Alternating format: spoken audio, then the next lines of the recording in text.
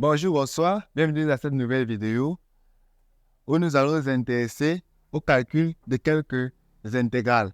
Bon, sans plus tarder, on va commencer par la première intégrale. Il faut calculer l'intégrale de 0 à plus 2 de x sinus x de x. La première des choses, avant de calculer une intégrale, il faut vérifier généralement si l'intégrale est bien définie, c'est-à-dire vérifier si la fonction que l'on veut intégrer est bien continue sur les bornes qui nous ont été données.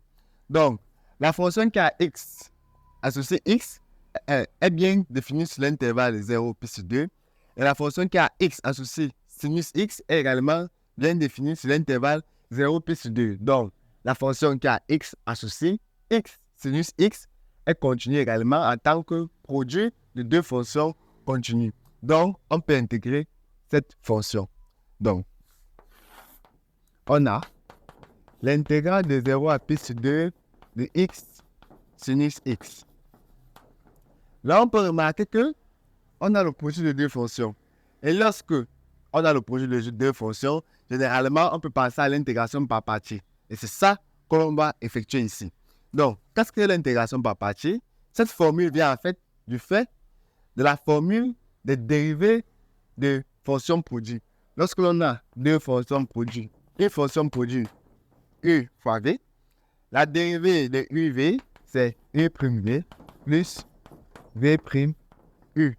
Du coup, on a u' v qui est en fait égal à uv' moins v' u. Donc, si je veux intégrer u' v, c'est en fait égal à l'intégrale de uv' moins l'intégrale de v' u. C'est cette formule-là que l'on va appliquer ici. On a le produit de deux fonctions. Donc, dans ce cas, on va poser u de x égale à x, la première fonction, qui a x associé x.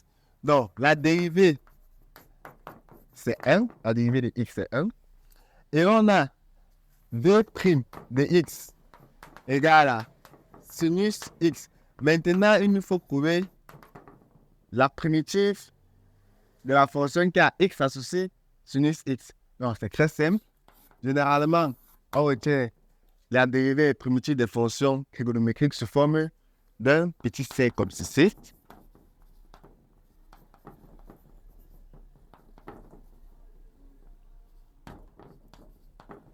Donc, pour trouver les primitives, on part dans ce sens-ci et les dérivées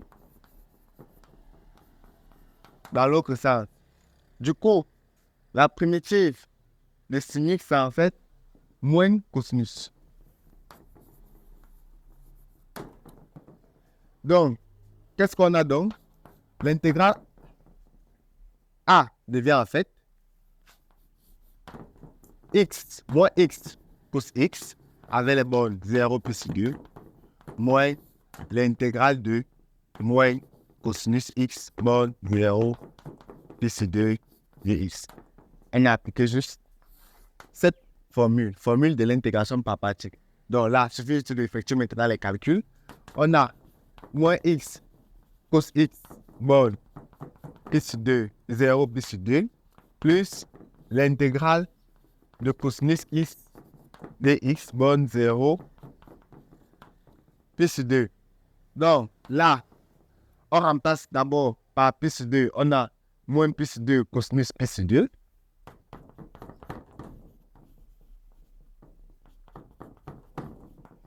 Puis on remplace par 0. On a déjà 0 multiplié par cosinus 0, donc 0 annule tout le produit. Plus, il nous faut trouver une primitive de cosinus x. Vous l'aurez deviné, primitive de cosinus x, c'est en fait sinus x. Borne 0 plus 2. On a donc moins plus 2 cosinus plus 2 plus sinus plus 2 moins sinus 0. Et là, il suffit de déterminer par quelques calculs simples. Donc, on peut maintenant passer à la deuxième intégrale.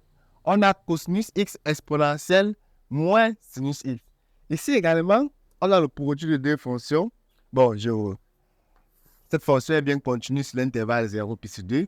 On a le produit de deux fonctions également ici. On peut également penser à l'intégration, à faire une intégration par partie comme dans l'exemple A. Mais là, on va aller de manière un peu plus subtile. Certes, on a le produit de deux fonctions, mais avec exponentielle, il faut souvent vérifier un petit détail. On sait que la dérivée de exponentielle U, c'est en fait U' exponentielle U. Premièrement, on va vérifier si cette fonction-ci ne s'écrit pas sous cette forme ici. Ou, donc U ici, c'est en fait moins sinus de x. Donc, si j'essaie de dériver exponentielle moins sinus de x, ça nous donne en fait la dérivée de moins sinus de x. Moins sinus de x, la dérivée, on tombe à moins cosinus de x, multiplié par exponentielle moins sinus de x. Donc, notre dérivée nous donne moins cosinus de x exponentielle moins sinus de x. On voit qu'on tend en fait vers cette forme ici. Ce qui nous manque juste, c'est le moins, un moins qu'on va devoir fabriquer. Donc, B, quand on va s'écrire comme l'intégrale de 0 à pi sur 2 moins facteur de moins cosinus x exponentielle moins sinus x dx. On a bien moins fois moins qui donne plus, on retourne bien cette formule qu'on avait de base. Le moins il peut sortir de l'intégrale. On a moins l'intégrale de 0 à pi sur 2 de moins cosinus x exponentielle moins sinus de x dx. Et là, on voit que l'on a déjà cette forme ici. Donc, une primitive de moins cosinus x exponentielle moins sinus x, c'est tout simplement exponentielle moins sinus de x.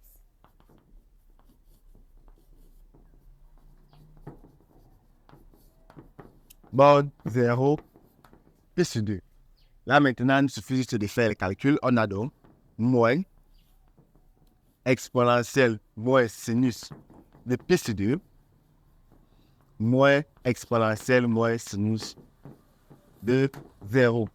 Donc, sinus plus 2, c'est 1.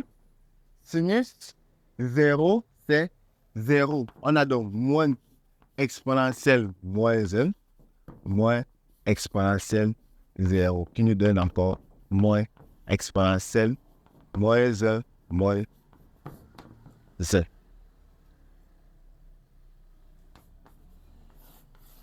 Donc, quand on a exponentielle avec une fonction U, généralement, avant de passer à une intégration par partie, vérifiez souvent si cette fonction ne s'écrit pas comme étant U' exponentielle U. Là, la primitive est très facile à trouver. Donc, on va terminer avec l'exemple C. L'intégrale de 1 à 2 exponentielle 2t sur 1 moins exponentielle 2t. Là, on a une fraction. Et avec la fraction, il y a souvent des méthodes qui sont plus faciles, des fractions qui sont plus faciles à intégrer que d'autres. Généralement, lorsque l'on veut intégrer une fraction, on vérifie souvent deux choses. Premièrement, il faut vérifier si la dérivée du dénominateur ne donne pas par hasard le numérateur. Si on a par exemple une forme U' sur U. Si l'on remarque qu'en dérivant le dénominateur, on obtient le numérateur, alors l'intégrale, ça affecte ln de U. Deuxièmement, lorsque on a affaire à une fraction rationnelle, c'est-à-dire là on a un polynôme, et en haut, on a également un autre. On pense généralement à faire une décomposition en éléments simples avant de faire l'intégration. Donc, ici, on a 1 moins exponentielle de t au dénominateur. Donc, en dérivant 1 moins exponentielle de t, on obtient moins 2 exponentielle de t. Et on voit qu'on se rapproche un peu de la forme qu'on a au numérateur. On va encore faire comme l'exemple B. On va devoir faire quelques petits jonglages pour que moins 2 exponentielle de t sorte au numérateur. Du coup, en dérivant le dénominateur 1 moins exponentielle de t, ce qu'on obtient, c'est moins 2 exponentielle de t. Ce qu'on va faire, on va chercher à avoir moins 2 exponentielle dt au numérateur. C'est intégrale de 1 à 2 de exponentielle de t sur 1 moins exponentielle de t dt. Ce qu'on veut, c'est moins 2 exponentielle de t. On peut d'abord penser à mettre le moins, comme on a fait avec l'exemple B. Ça nous donne l'intégrale de 1 à 2 moins exponentielle de t sur 1 moins exponentielle de t.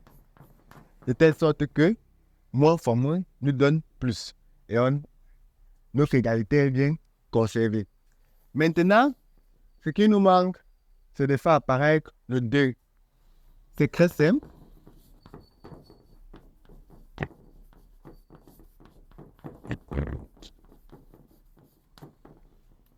Pour faire apparaître le 2, ce qu'on va faire, on va multiplier par 2 et on va encore diviser par 2. Donc, ça nous donne moins 1 demi de exponentielle intégrale de 1 à 2, moins 2 exponentielle de t, si 1 moins exponentielle de t, dt. De telle sorte que 1 demi et le 2 peuvent se simplifier. Donc, notre égalité est encore conservée. On a pu avoir la dérivée du dénominateur au numérateur. On applique donc tout simplement la règle. L'intégrale de u' sur u, c'est en fait ln de u. Donc, ça nous donne moins n demi ln de 1 moins exponentielle de t bon 1, 2.